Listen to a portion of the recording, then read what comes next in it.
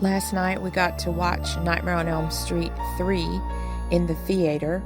It was a 10 o'clock showing, not a midnight showing, because we're not midnight kind of people here in Southeast Georgia. But what can you do?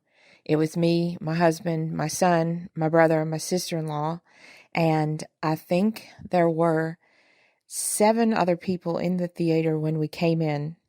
And then in the third act, 2 people came in and sat down and started filming the screen.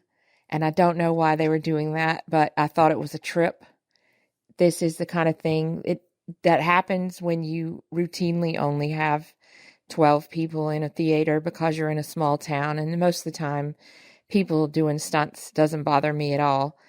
But I had not seen this one in the theater before. Our movie theater was closed for a while and it just opened back up. This was our first time going in there. And we usually only go to the flashback or revival screenings. This one was a real treat. And next week they're showing Halloween, and hopefully I'll have something to say about that. But I did see this when it originally came out on tape. I could not wait to rent it. And I noticed even at the time that it wasn't scary like the first one. And it now, upon viewing it closely, as you have to do when you're in a theater, because you can't do anything else but stare at the screen. I mean, unless you're patrons number 13 and 14. And this is when Freddy became comedic. He became cartoonish. And we have noticed how strange it was at the end of the 80s that he was suddenly this family-friendly property, I guess you would call it. There were toys and there were 900 lines to call and talk to him. And why was he being marketed to children when in the original movie he was a murderer of children? It's a strange cultural thing. But I've got to get into telling you about the story so I can tell you what I think about it. And I'm not going to spoil this one in case it's in a theatrical run and some of y'all haven't seen it. So you have what you think is a new main character, Kristen, played by Patricia Arquette. And she's having nightmares about the Elm Street house, and she doesn't know why. And Freddy makes it look like she's tried to kill herself, so she gets committed to a mental hospital, and there are several other teenagers there that are all dreaming about Freddy. And they don't know who he is, but the doctors, there's an old lady who's kind of the antagonist doctor, and then there's Craig Wasson, who was the guy that played twins in Ghost Story. And they think that these kids are all having a group delusion. But the hospital hires this new hotshot grad student who's studying dreams, and ta-da, it's Nancy Thompson from the first movie, which was made 3 years prior to this one, but in the universe of the film, it's been 6 years. And she's studying dreams, but she's also taking an experimental drug to stop her own dreams. So Kristen has been a difficult patient because she doesn't want to sleep, doesn't want to be sedated, and Nancy is the only one who can reach her. So they form a bond, and we find out that Kristen can pull people into her dreams. Now, I think it's possible that Nancy could pull people into her dreams because there's a little point in the first movie where Johnny Depp is sitting by her bed and he's supposed to stay awake. And in the dream, she's walking down the street trying to bait Freddy into coming out and fighting her. And she calls back to her boyfriend, Glenn, Johnny Depp, and he pops out from behind a tree or something and says, "I'm here."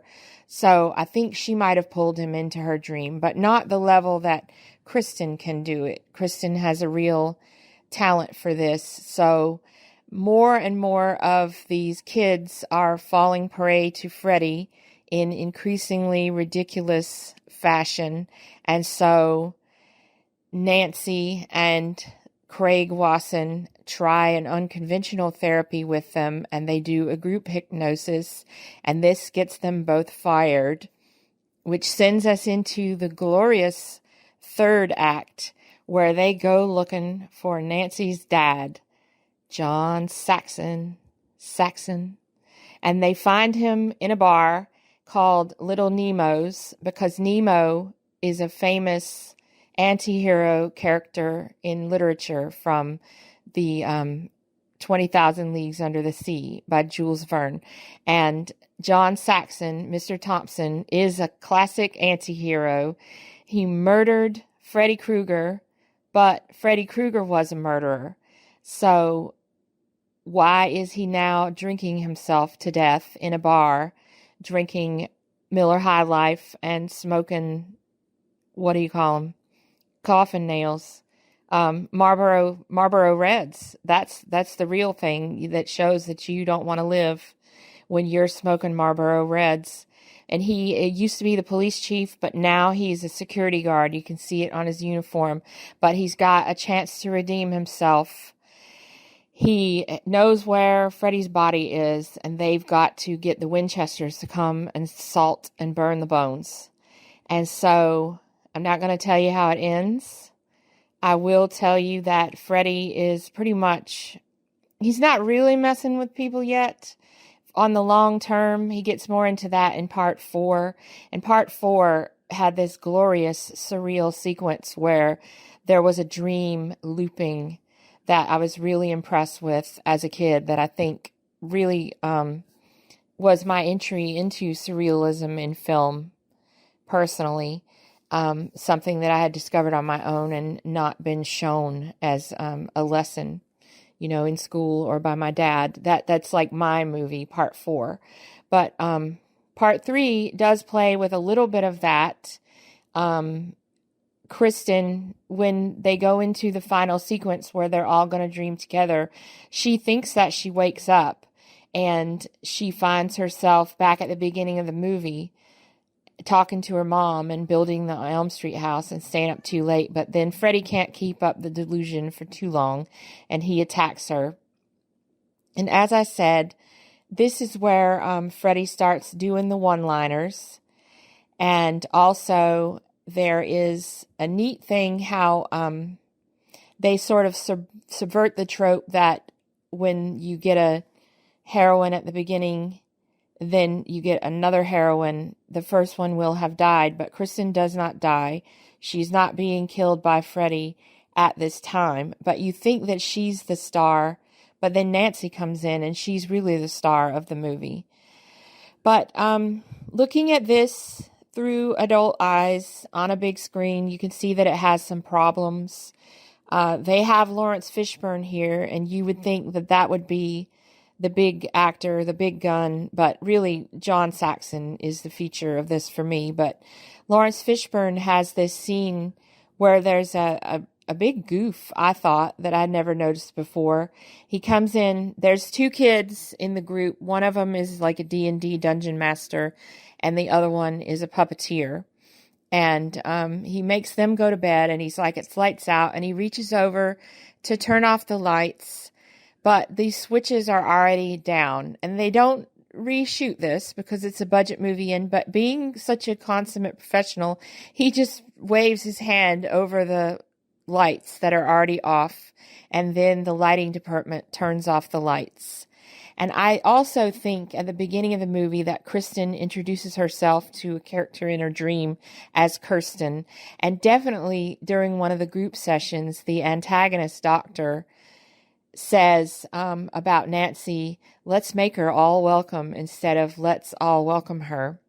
And you could get into problems with the logic, but it's a supernatural horror film, so there's no point in that.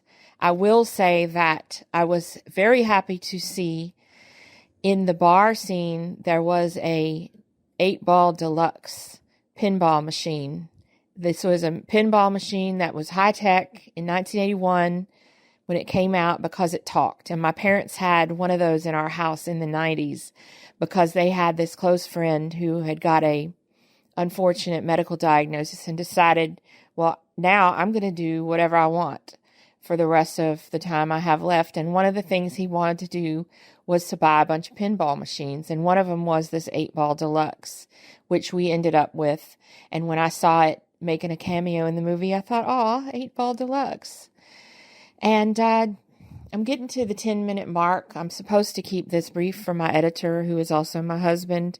But I want to say, my son doesn't really like going to the movies. I remember when he was 3, he stood up in the middle of Alvin and the Chipmunks and said, that's enough movie, no more movie. But I strongly encouraged him to go with us last night because when I invited him to begin with, he didn't say no. He wasn't sure because he had gone through a Freddy phase as a middle schooler. So I said, why don't you come on and go with us? And he sat there and watched the movie and didn't look at his phone.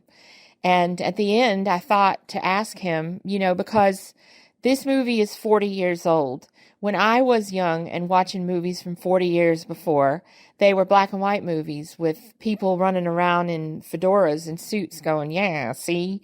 And they were corny. And I asked him, are these 80s movies as corny to you as 40s movies were to me? And he said, all movies are corny. And I was like, what? Like, I showed you so many movies. We used to watch Clue over and over, and we saw Hausu and Ringu, and probably the best movie I ever showed him was The Shining, which approaches an art film, but then you have to ask again, what is art? But it was made by Stanley Kubrick, so it must be art. And I said, didn't I show you any movies that were Oscar-winning movies? And he's like, no, they were pretty much all crap. So my husband said, well, we're going to have to get him to watch Silence of the Lambs. And that brings me back to a question that we were asking ourselves the other day, and maybe you can answer this. Silence of the Lambs is the first horror movie to win Best Picture, and it's a very tight script. It's the sort of movie, I remember taking a friend to see this movie when it came out, and she did not watch horror movies, and she was very frightened and also very excited to be seeing such a scary movie in the theater. And so this is a movie, Silence of the Lambs, that a normal person like my friend would go and see, instead of ghouls like me that'll go in the middle of the night to watch Nightmare on Elm Street 3. So what are some other movies that you can think of that are tightly scripted that are horror movies? I said Rosemary's Baby. My husband disagreed because he didn't like the sequence with the devil showing up in the middle of the movie. And he said The Exorcist, but I think some things could definitely be cut out of The Exorcist. I don't think you needed the throwing up or the crucifix. The head spinning around was kind of topical because of the guy that fell down the stairs. But now there's been another horror movie that's won Best Picture. But what do you think about horror movies that are also real movies? So I'm going to end this here, and I'm going to say, have a nice stroll, asshole, and sweet dreams.